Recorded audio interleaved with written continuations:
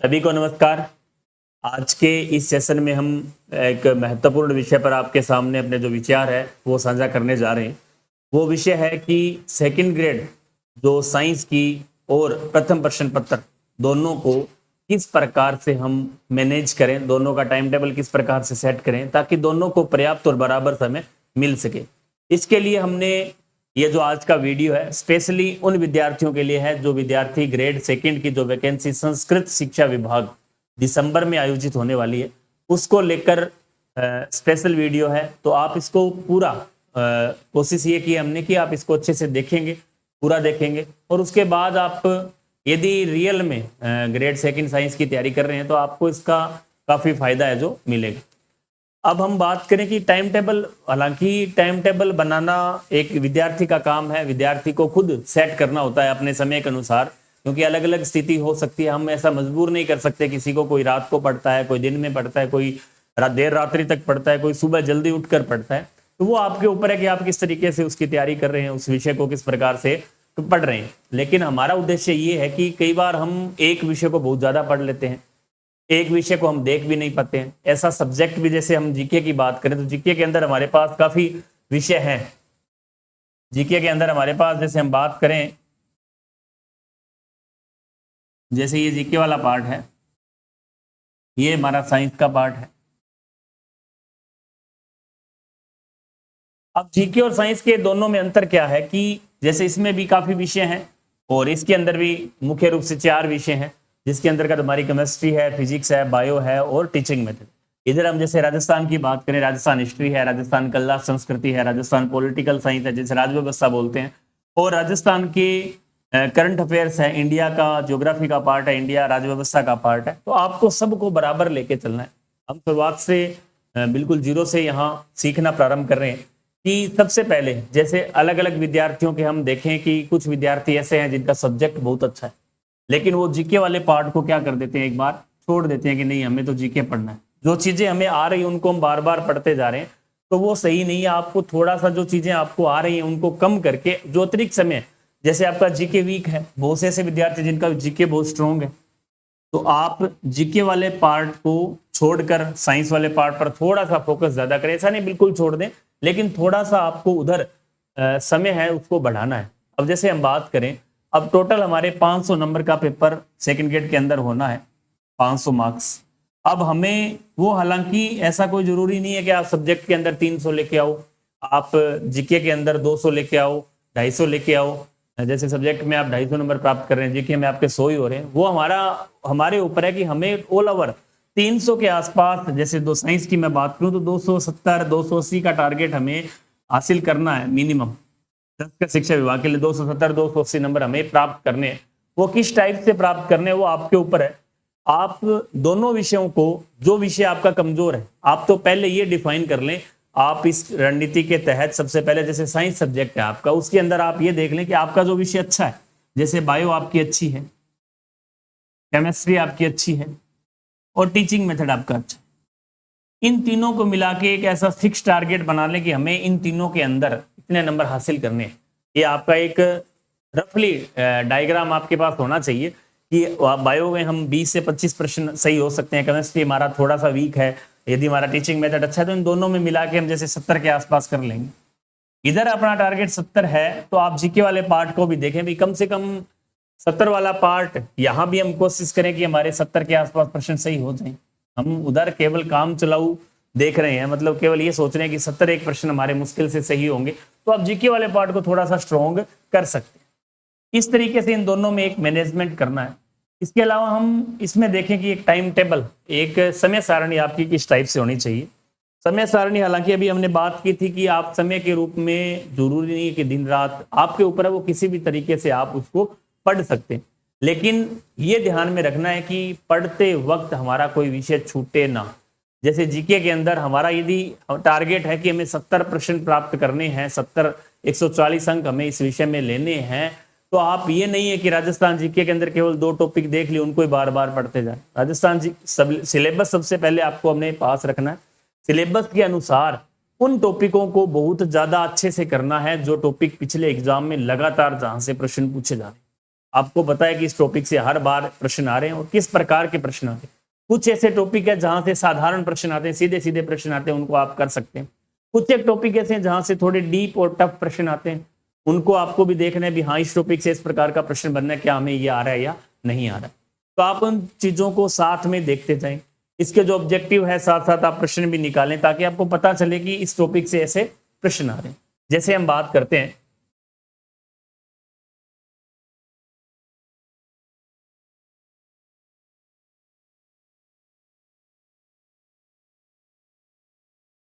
इसमें सबसे पहले आपको नियमितता बहुत ज्यादा जरूरी है, रेगुलरिटी बहुत जरूरी है। आप ये ना सोचें कि वैकेंसी में समय है, अब हमारे पास बिल्कुल भी समय नहीं है, क्योंकि अब महीना जुलाई बिल्कुल कंप्लीट हो चुका, अगस्त महीना आ चुका है। 8, 9, 10, 11 और 12वें में हमारा पेपर है। लगभग हमारे पास 4.5 महीने का टाइम बचा हुआ है। 4.5 महीने, 4 महीने 15 दिन आप ये मान के चलें हमारे पास अभी शेष है। और पर्याप्त समय ऐसा नहीं है कि पर्याप्त नहीं है। जो विद्यार्थी लगातार मुख्य रूप से पिछले 6 से 7, 8 महीने से लगातार तैयारी कर रहे हैं, केवल सेकंड ग्रेड पर फोकस उन्होंने कर रखा है, उनके लिए ये समय प्राप्त है। ऐसा नहीं है कि आज अब तैयारी स्टार्ट करें और हम 4 महीने के अंदर सिलेक्शन ले लेंगे। उनके लिए थोड़ी सी स्थिति, आप मेहनत करें, ऐसा नहीं है कि आप छोड़ दें, मेहनत करें।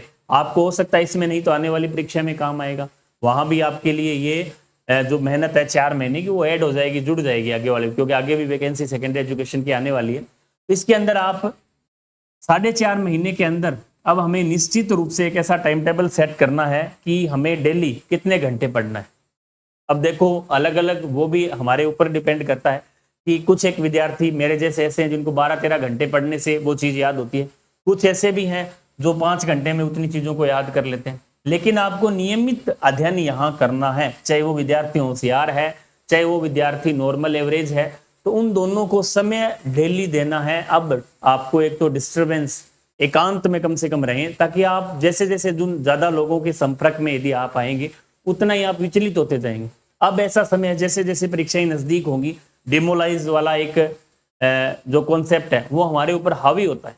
ऐसी स्थिति में जब एग्जाम बिल्कुल पास हो और उस समय में वो स्थिति पैदा होती है कि हम डिमोलाइज हो, थोड़ा सा भी आपका साथी या कोई भी आपका जो जाना पहचाना है आपको नहीं यार तेरा तो नहीं होगा, सीटें बहुत कम है, क्यों इसकी तैयारी कर रहा है, आप उसकी कर लो, या ये इस बुक से तो ये नहीं आएगा, ये तो राजस्थान बोर्ड से प्रश्न ज्यादा आते हैं, आप तो एनसीईआरटी पढ़ रहे हो, आप एलन की सीट पढ़ो वहां से प्रश्न आते हैं, पुराने पेपर देखो वहां से आते हैं। इस तरह के हर एक आदमी आपको भ्रमित करने का प्रयास करेगा, लेकिन हमें भ्रमित नहीं होना है। आपका लक्ष्य पहले से डिसाइड है कि हमें तो सेकंड ग्रेड बनना है, आप उस लक्ष्य के प्रति लगातार तैयारी भी कर रहे हैं, जुड़े हुए हैं, तो उन सबसे पहले आपको यह दिखना है कि एकांत या नियमितता,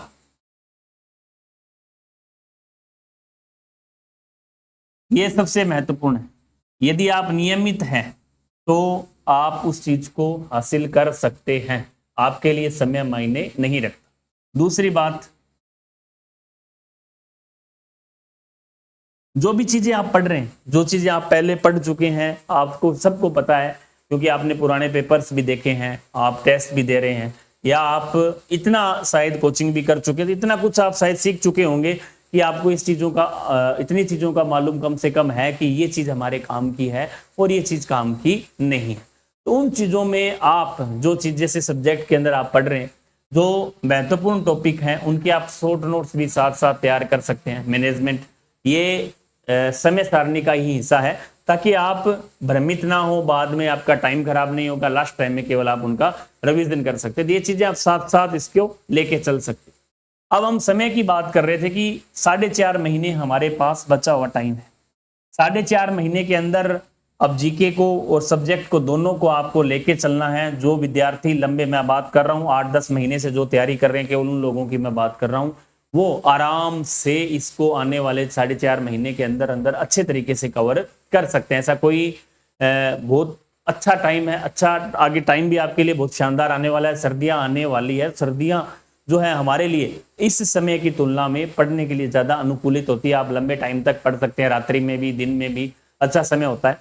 इसमें आपको दोनों का अलग अलग टाइम टेबल सेट करना है। टाइम टेबल कैसे सेट करना है, जैसे आप जीके वाला पार्ट ज्यादा अच्छा करना चाह रहे हैं, जिसमें केवल आप ये चाह रहे हैं कि 60 से हमें 70 अंक हासिल करने, तो आप दोनों का टाइम टेबल बनाएं। सबसे पहले टाइम मैं आपको बता चुका हूं कि 12-13 घंटे, 5-6 घंटे भी इजी है, 12-13 घंटे भी, लेकिन आप जहां तक मेरा अनुमान है एक विद्यार्थी के लिए पढ़ने के अलावा शायद आपके पास अब कोई काम भी नहीं है। आप मान लो बाहर रह रहे हैं, जो पीजी में रह रहे हैं या रूम लेके रह रहे हैं या घर पे भी रह रहे हैं, तो आप कम से कम मेरे आइडिया से अभी 15 घंटे का टाइम टेबल आराम से सेट कर सकते हैं। 15 घंटे का अभी मैं बता रहा हूँ, कब टाइम, इस टाइम 15 घंटे का। आप कई बार इसका उल्टा होता है कि हम पहले तो नॉर्मल पढ़ते हैं, जैसे वैकेंसी नजदीक आती है 1-2 महीना रहता है, तो उस टाइम दिन रात पढ़ते हैं।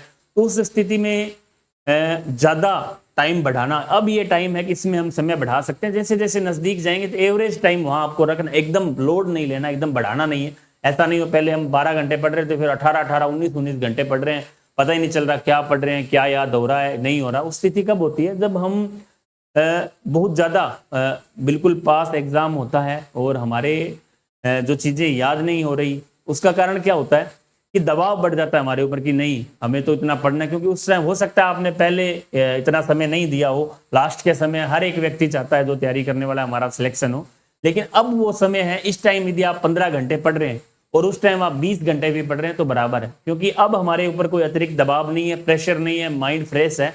आप आराम से उन चीजों को अच्छे तरीके से एक एक चीज को देखकर याद कर सकते हैं, शॉर्ट नोट्स बना सकते हैं, आंसर चेक कर सकते हैं, जैसे आप ऑब्जेक्टिव क्वेश्चन निकाल रहे हैं। लेकिन वहां लास्ट टाइम में क्या होता है कि केवल भागा दौड़ होती है, हमें पता ही नहीं चलता क्या पढ़ना है, साथ में कोचिंग चल रही है, साथ में टेस्ट दे रहे हैं, साथ में खुद सेल्फ स्टडी कर रहे हैं। तो ये चीजें आपके लिए अभी बहुत महत्वपूर्ण है कि एक टाइम सेट आपको करना है। करना किस तरीके से है, अब जैसे जीके वाला पार्ट आपका अच्छा है और सब्जेक्ट में केवल आप 60 से 70 प्रश्न का एक टारगेट लेके चल रहे हैं, तो उसके अंदर आपको जीके के लिए कम से कम 6 से 7 घंटे अभी देना आप स्टार्ट कर सकते हैं, 6-7 घंटे एवरेज। क्योंकि इसमें भी आप 2 विषयों को साथ में लेके चलें, एक तो राजस्थान का पार्ट ले लें और एक इंडिया या साइको का पार्ट उसके साथ ले सकते हैं। जैसे आपने राजस्थान का हिस्ट्री ले लिया तो उसके साथ आप इंडिया का पार्ट ले सकते हैं। ऐसी स्थिति के अंदर आप 70 नंबर प्राप्त करना आसान नहीं है जीके के अंदर, लेकिन आप एक टाइम मैनेजमेंट के हिसाब से अच्छे तरीके से कर सकते हैं। उन टॉपिकों का आप चयन करें कि जो टॉपिक हमेशा हमें ज्यादा प्रश्न देके जाते हैं, उन टॉपिकों को आपको एक एक टॉपिक यहाँ पढ़ना पड़ेगा। राजस्थान जीके के अंदर ऐसा नहीं है कि आप छोड़ देंगे। 70 प्रश्न यदि आप इस पेपर में प्राप्त करना चाह रहे हैं तो आपको राजस्थान जीके बहुत स्ट्रॉन्ग करना होगा। करंट सहित 50 प्रश्न वहां से एग्जाम में पूछे जाते हैं, चाहे राज व्यवस्था हो, चाहे आपका हिस्ट्री हो, चाहे कला संस्कृति हो, चाहे अन्य पार्ट हो, वो सब पार्टों को आपको बहुत शानदार तरीके से करना होगा। उसके बाद इंडिया के पार्ट में को भी आपको अच्छे से पढ़ना होगा, जिसमें आप पॉलिटिकल साइंस को अच्छे से ले सकते हैं। दूसरी ओर साइको के प्रश्न 20 प्रश्न आते हैं, वहां भी आप अच्छे से मेहनत कर सकते हैं। असंभव नहीं है, लेकिन थोड़ी सी मेहनत आपको यहाँ ज्यादा करनी है। अब इस टाइम में देखें, यहाँ हम 60 से 70 प्रश्न को लेके चल रहे हैं। बाकी जो समय आपका बचा हुआ है आधे से ज्यादा, लगभग 8 घंटे के आसपास, वो आप सब्जेक्ट को दें। 2 घंटे केमिस्ट्री को दें, 2 घंटे फिजिक्स को, बायो को दें, 1-1.5 घंटा आप टीचिंग मेथड को दे सकते हैं। यदि आप फिजिक्स नहीं पढ़ रहे हैं तो दोनों को 3-3 घंटे दे सकते हैं। 1 घंटा आप टीचिंग मेथड को डेली दें, क्योंकि टीचिंग मेथड वाला पार्ट भी काफी महत्वपूर्ण है। 20 प्रश्न आते हैं और मैटर बहुत कम है, शॉर्ट एंड स्वीट है, 50-60 पेजों का ये सारा सिस्टम है, उसको आप आराम से याद कर सकते हैं। अब इसका टाइम टेबल आपका निश्चित होना चाहिए। निश्चित कैसे कि डेली आपका एक, अब जो बच्चे टेस्ट दे रहे हैं उनका तो शेड्यूल वैसे फिक्स है कि हमें इस तरीके से इसको मैनेज करना है कि इस सप्ताह में हमें ये यूनिट तैयार करनी है। जो खुद सेल्फ स्टडी कर रहे हैं वो खुद एक अपना टाइम टेबल बना सकते हैं घर पर रफली टेस्ट के हिसाब से। जैसे आपने एक बायो का टाइम टेबल सेट कर लिया, एक बायो का टॉपिक डेली करना है, एक आपको केमिस्ट्री का टॉपिक डेली करना है, उसका आप रफली एक पेज पर टाइम टेबल बना सकते हैं, 2-3 पेज के ऊपर, कि हमारा इस सप्ताह का, इस महीने का जो टाइम टेबल है वो ये रहेगा। हर दिन हमें बायो की एक यूनिट, जैसे एक प्रकाश संश्लेषण याद कर लिया, अगले दिन आपने श्वसन देख लिया, एनिमल फिजियोलॉजी के अंदर आपने जैसे कोई तंत्र याद कर लिया, या टेक्सोनॉमी के अंदर कोई ऐसा देख लिया। इसी तरह केमिस्ट्री में एक यूनिट आपने देख ली, एक आप फिजिक्स कर रहे हैं तो एक फिजिक्स की यूनिट साथ लेके चल सकते हैं। एक कहने का मतलब, टाइम टेबल का यही मतलब है कि इससे आपकी नियमितता बनी रहेगी। कई बार हम क्या करते हैं कि जब पढ़ते हैं उस समय ये सोच लेते हैं कि आज हमने जैसे प्रकाश संश्लेषण पढ़ लिया, फिर 2-3 दिन कुछ नहीं पढ़ेंगे, अगले दिन 2 दिन बाद फिर वापस वही खोल लिया प्रकाश संश्लेषण, फिर 2-3 दिन कुछ नहीं देखेंगे, फिर श्वसन देख लिया, फिर 5-7 दिन बाद फिर वापस श्वसन देख लिया, तो वो आपके टॉपिक छूट जाते हैं। आपको टॉपिक छोड़ना नहीं है, हर एक टॉपिक को आप बार बार, जब आप एक टॉपिक को 3-4 बार अपने आप कर लेंगे तो वो स्थिति आराम से आप उसको कवर कर सकते हैं। तो अभी हमारे पास खूब समय है। मेरा कहने का मतलब यही है कि आप एक निश्चित टाइम टेबल समय सारणी के अनुसार ही तैयारी करें। इसका फायदा ये है कि आपके टॉपिक छूटेंगे नहीं। आपका एक टाइम टेबल बना रहेगा कि हाँ हमारा जीके भी चल रहा है।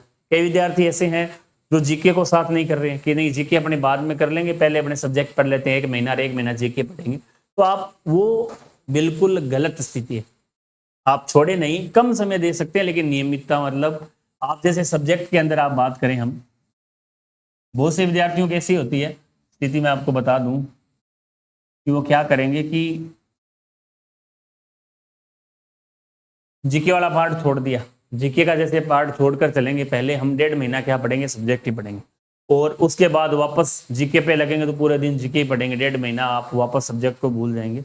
ऐसी स्थिति नहीं, आप दोनों को बराबर लेके चले सब्जेक्ट के अंदर। हाँ, ऐसा हो सकता है एक सब्जेक्ट के अंदर आप जैसे जीके के अंदर आप हिस्ट्री और कला संस्कृति जैसे राजस्थान का ले लिया और इंडिया का दिया, आप एक सब्जेक्ट ऐसे छोड़ सकते हैं, लेकिन पूरा सब्जेक्ट नहीं छोड़ें। उसे जुड़े रहें, लगातार उसको साथ साथ पढ़ें, उनके ऑब्जेक्टिव प्रश्न निकालें, थ्योरी पढ़ें।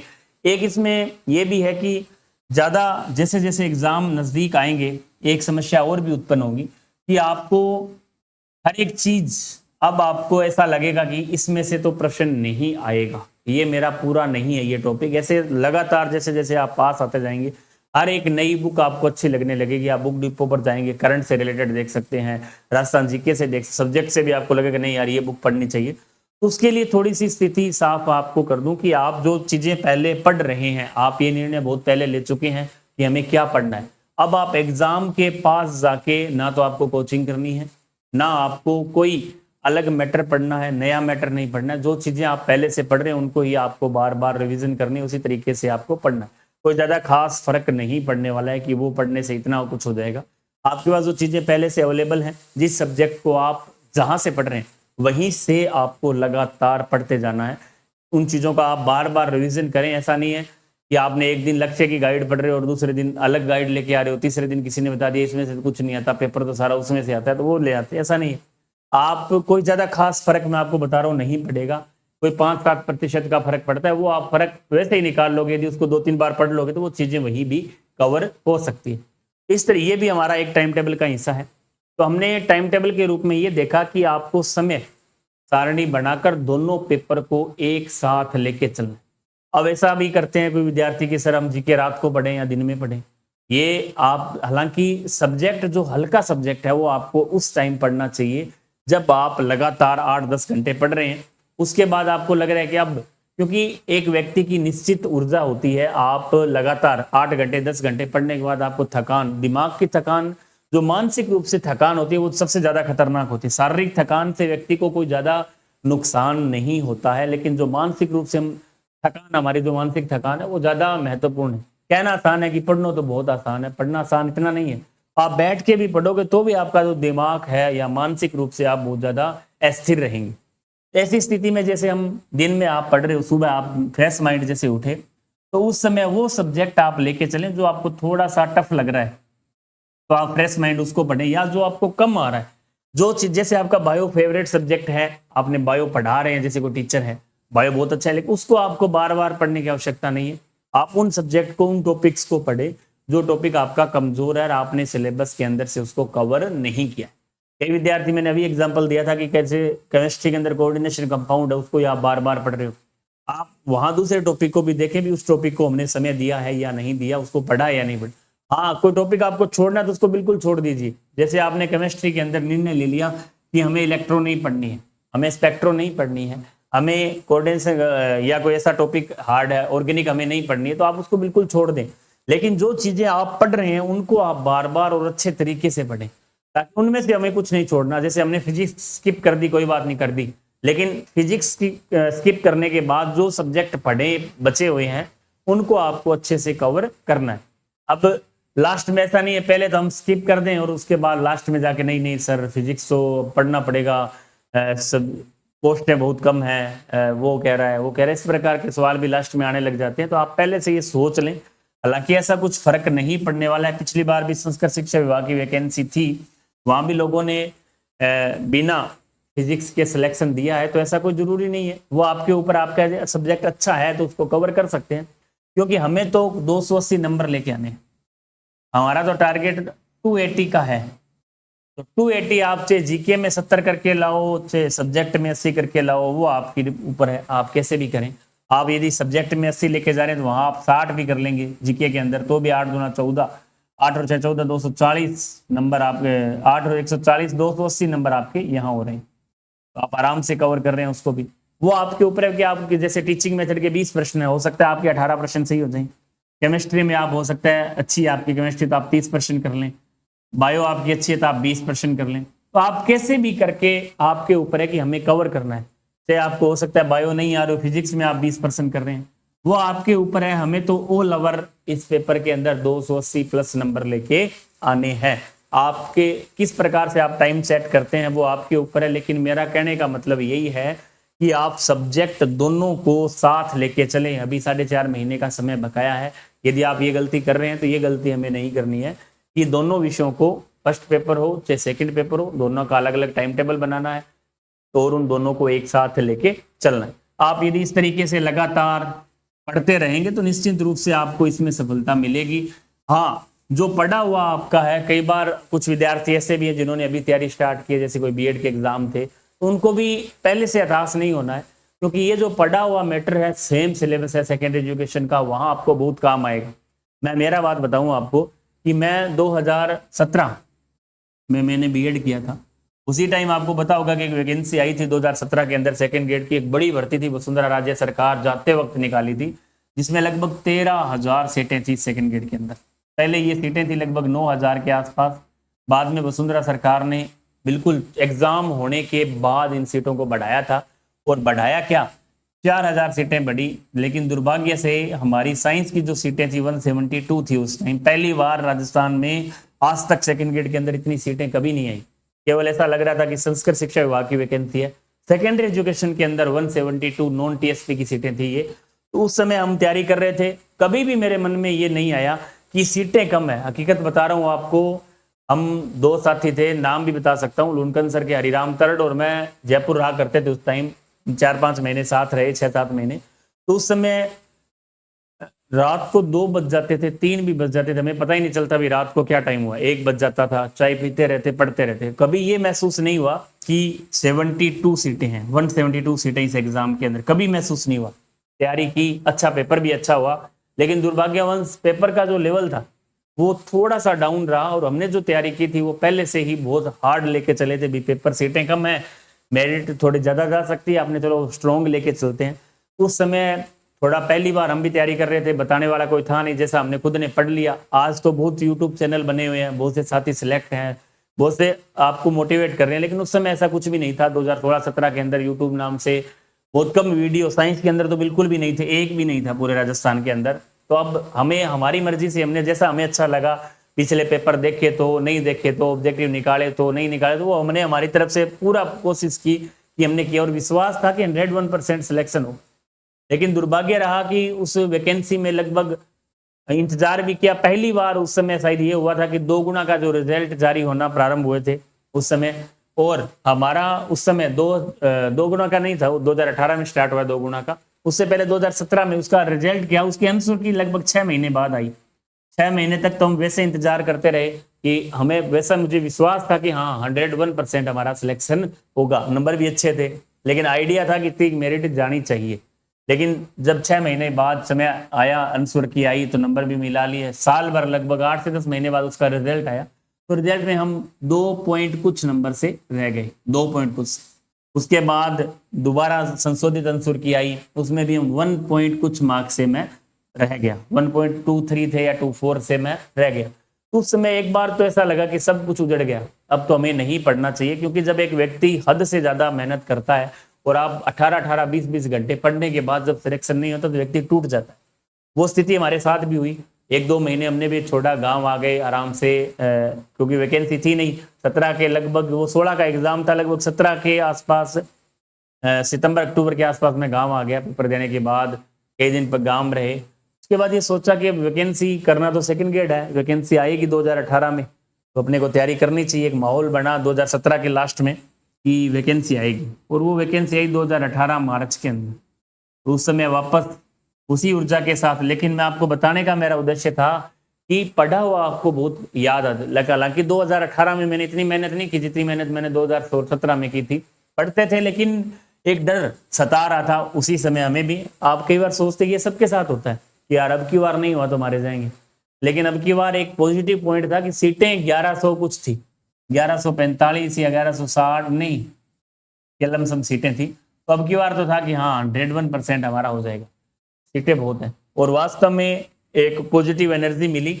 उसके बाद 2018 का एग्जाम, हालांकि सीटों से मैंने आपको बताया था कोई खास फर्क नहीं पड़ता है, पॉजिटिव आपको रहना है। जैसे संस्कृत शिक्षा विभाग का पिछला एग्जाम हमने पास आउट किया था 2018 वाले में, वहां भी लगभग 90 के आसपास सीटें थी, 92 या 93 सीटें थी, उसमें भी हम सिलेक्ट हुए। तो उससे कोई खास फर्क नहीं पड़ता।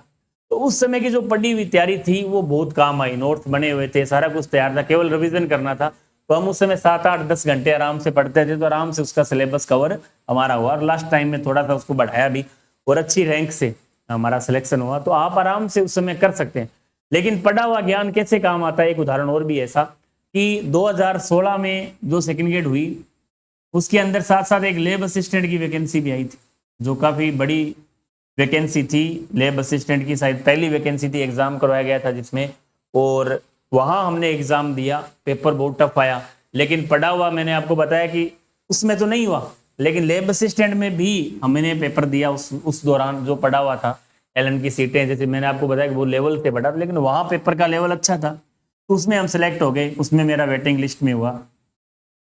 तो वो पढ़ा हुआ कहाँ काम आ गया, वहां काम। ये चीजें आपके भी हैं, जैसे आप संस्कृत शिक्षा विभाग का पढ़ रहे हैं, सिलेबस सेम है, तो आपको आने वाले समय में भी ये चीजें सेम देखने को मिल सकती है। तो आप रेगुलर रहें, नियमित रहें, अपने आप पर विश्वास रखें और ये टारगेट फिक्स रखें कि हमें बनना सेकंड ग्रेड है, इसमें नहीं तो आगे वाले में होगा, ये कन्फर्म है आपका होगा, यदि आपने ये ठान लिया है तो। और आप यदि बिल्कुल ये सोच रहे हैं कि इधर लुढ़क गए कभी इधर लुढ़क गए, तो कहीं भी कुछ भी नहीं होगा। कोई इलाज किसी के पास इस बेम का कोई इलाज नहीं है कि सर किसकी तैयारी करें। अब तक विद्यार्थी ऐसे सवाल पूछते हैं कि सर अब सेकंड ग्रेड की करें कि ना करें। अब तो उन लोगों का कैसे सिलेक्शन हो। आज साल भर से लोग जो तैयारी कर रहे हैं, मेहनत कर रहे हैं, दिन रात पढ़ रहे हैं, अच्छी तैयारी भी है, तो उन लोगों को कौन रोक सकता है, कोई नहीं रोक सकता। लेकिन आपको उन तक पहुंचने के लिए मेहनत करनी पड़ेगी थोड़ी सी, ताकि आप सिलेबस को बार बार रिवाइज करें। जो चीजें आप पहले पढ़ चुके हैं उनको बार बार पढ़ें, उनको ही, उन चीजों को ही, नया आपको नहीं पढ़ना, उन चीजों को आप बार बार पढ़ें, टेस्ट दें, या जैसा भी आपको लगे कि हाँ हमें लगातार बने रहना है, उस खेल के अंदर हमें बने रहना है। आप लास्ट तक, यदि पूरे ओवर 20 ओवर, कोई व्यक्ति जैसे T20 का मैच है 20 ओवर यदि आप पूरा खेलते हैं, तो आपको निश्चित रूप से उस एग्जाम में सफल होने के चांसेस आपके ज्यादा हैं। आप पहले से आउट, जैसे आप क्लीन ऑल आउट हो गई हमारी टीम 15 ओवर के अंदर, तो आउट कहाँ हुआ सिलेक्शन। लेकिन हम यदि लास्ट तक टिके हुए हैं, हो सकता है कोई ऐसा कमजोर बॉलर हमें मिल जाए, जैसे पेपर हमारे सेट बैठ जाए, कोई बड़ी बात थोड़ी है। तो आप यदि लास्ट तक टिके रहेंगे तो ही सेट बैठेगा, आप पहले ही मैदान छोड़ देंगे तो कैसे सेट बैठेगा। तो आप रेगुलर रहें, नियमित रहें। जो भी समस्याएं, आप समय समय पर, हमारा उद्देश्य ये रहता है कि कैसे वीडियो के माध्यम से आपको मोटिवेशन मिलता रहे और आप उसका पूरा लाभ लें। आज का जो हमारा विषय था उस पर हमने ये चर्चा की कि एक टाइम टेबल विद्यार्थी का साइंस और जीके को किस प्रकार से आपको कवर करना है। तो आगे की वीडियो में हम फिर ऐसे ही कुछ विशेष वीडियो के साथ आगामी कुछ दिनों के बाद हम फिर मुलाकात करेंगे। और तब तक के लिए जय हिंद, जय भारत, जय राजस्थान।